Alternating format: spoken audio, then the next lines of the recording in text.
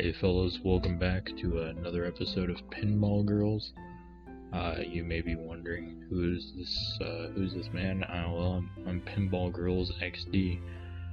So let's get on to the second episode. Well,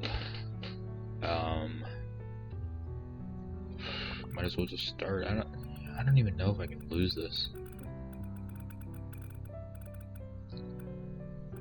Maybe there is a health bar, right? Maybe it's just because these levels are so easy. I didn't buy this game. All right, I don't want any of the Pinball Girls fans online, saying this is a disgrace to anyone who bought the game, because it probably is. I didn't buy it, so I have nothing on this.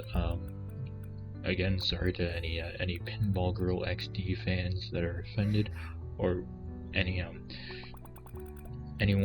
saying you should know the Japanese that they're saying. I assume they're grunting in Japanese, saying very obscene things about my pinball skills.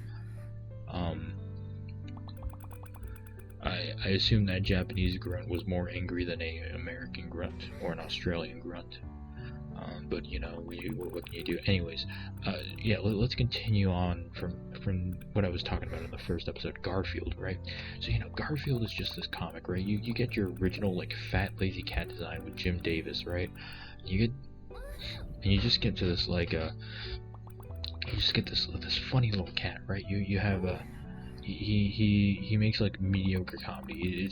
It's boomer humor. It's the epitome of boomer humor. What happened to my newspaper? Oh, I ate it, and that's what. There's a charm to it. This is that's something like a buddy of mine. What was his name? Because I don't want to reveal people on this sacred Pinball Girl channel, I'll just call him Michael. But yeah, Michael, he would make jokes like that all the time. It was funny, I used to call him my little Water Michelson. I called him my Michael, but he unfortunately did not take kindly to that. And of course that probably isn't his real name. Anyone on this Pinball Girl channel should know that probably is not his real name. So any of these jokes, they're probably, don't try them on any of your real life Michaels. Just beware. Anyways, yeah. So these were good Garfield jokes, something that you could be proud of, something you could tell your grandfather, maybe son, that's kind of funny, I chuckled. Now Garfield just kind of goes down the drain at a certain point, really. The Garfield show comes in. Well, no, let's go before that, right? So eventually John Davis realizes, he is a self-insert in there. He is John. John is a self-insert for Jim Davis, of course. He's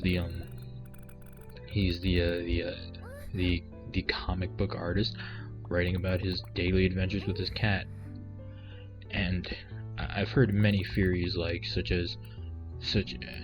actually, before that, I could just talk about the Lasagna Cat channel. Lasagna Cat, it's this channel, right?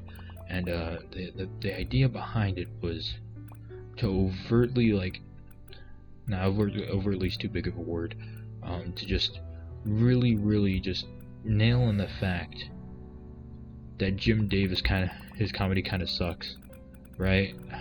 And the reason it was all out of spite, because Jim Davis would every so often write something on Twitter or something, saying he was the second coming of Garfield had A-tier comedy or something, right?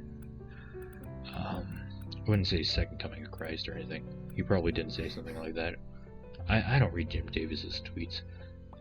I don't know anyone who does. If they do, they're probably a psychopath. But yeah, Jim. So you know, these guys are just taking the shit out of Jim Davis, and you know, you can only do that for so long. They eventually do this for like, you know, like a real long while, and you know, there's only so much comedy you can come up with.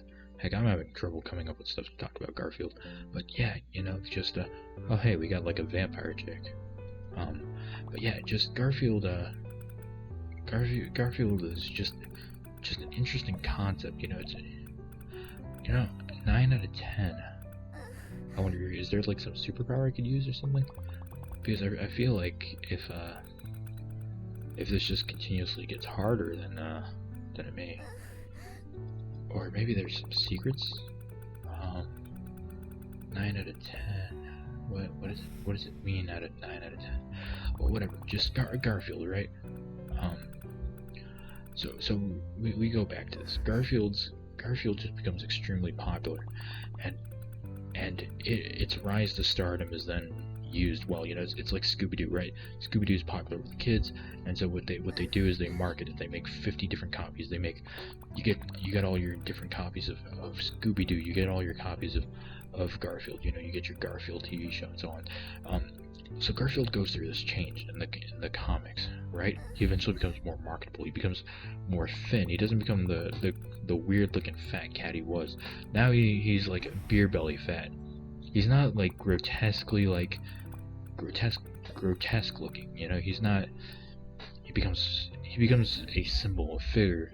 He is the Batman. You know, he's the he's like the Dark Knight of the comic of the Saturday comics. You know, he's just like an interesting concept. He is the fat cat who eats lasagna.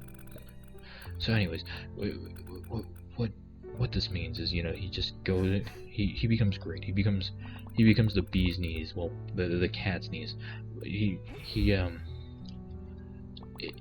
It just becomes so absurdly popular, and what else do you do but market on that popularity?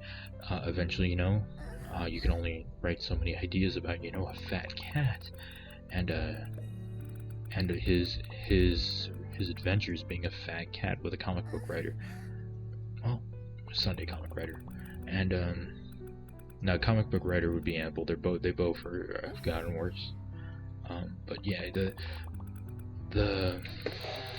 this cat just starts making, you know, making like more and more money, and they need to market this. So they had his friend, I think his name was Lenny or something, or maybe it started with like he was this black-haired fellow, right? And eventually they started like using him.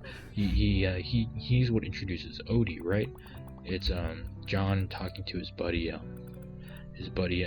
just for now I'll call him Lenny. If it comes to mind, I'll say his name. Oh shoot, I may be losing some health right now. This is bad. Yeah, this looks bad. Oh, maybe these pinballs will save me. Yeah, this is looking bad, boys. Damn. But yeah, the whole thing is just it's just Garfield just kind of became absurdly popular, and they had to market this. They got Odie. They made it this popular side character, Odie. You know, he's the foil to Garfield. You know, the sarcastic, you know, slightly smart cat. You know, because Jim Davis portrays himself, you know, himself being John, as an idiot. You know, he wants to have the cat be the main character, and he wants that to, you know, just like continue on. But you know, you gotta understand, like Garfield it's in a weird spot. Well, anyways, Odie just becomes the foil to Garfield. He stands there as the side character for the jokes. They eventually shoo out his friend. God dang, I'll remember his name eventually, probably by the end of this series. And but yeah, the Garfield like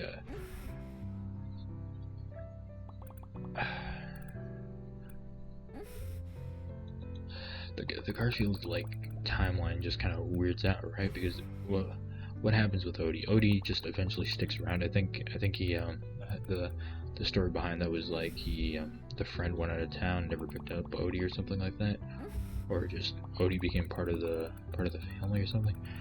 That could be it, but yeah, for now I'll have to end that on here. We're done with this episode. See you on the next one.